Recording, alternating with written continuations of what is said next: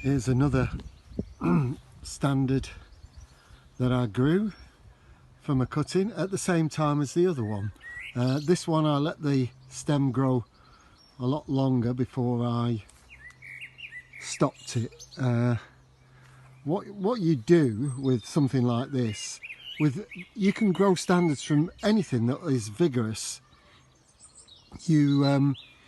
All you need to do really is take a cutting, allow it to grow up, remove all the side shoots from the axils of the leaves on the stems, keep the main leaves on because that helps draw the sap up the stem, but just keep it growing, and then when it gets to the height that you want it to grow, the stem, you then take out the tip, the growing tip, and that will then start to sprout and branch out, and then you just keep stopping it, taking the tips out all the way along, so that if it was something like this camellia, which I grew from a cutting, from a seedling I found, you would just pinch the buds out all the way along the stem, down the stem,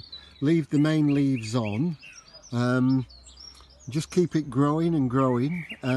Once you take out all those side shoots, you'd be surprised how fast something like this would grow, and so eventually when you get the stem to the right height that you'd want it to grow to,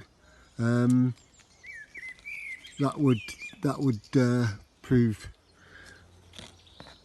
Sorry, I've just noticed that this has got some sort of scale on the back of it, so might have to look into that. I hadn't noticed that before. It's quite surprising.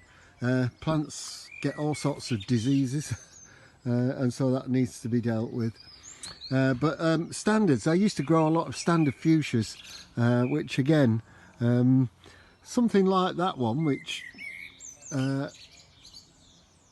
this bay tree that's growing, you'd still pay about £250, so £500 worth of plants, and all I've had to do is just keep them growing over the years, and it didn't cost me anything for them. Patience is a wonderful thing with gardening. If you've got the patience, you can do and grow anything. I've been very fortunate over the years to be given plants.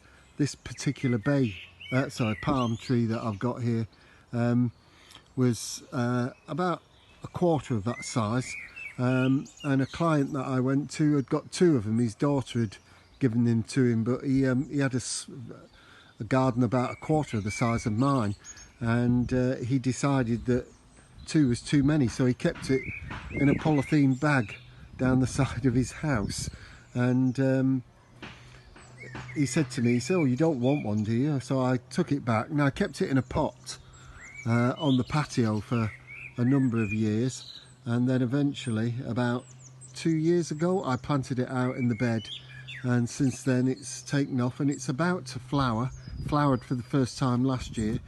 These large pods that you can see are the flowers that are going to come out this year.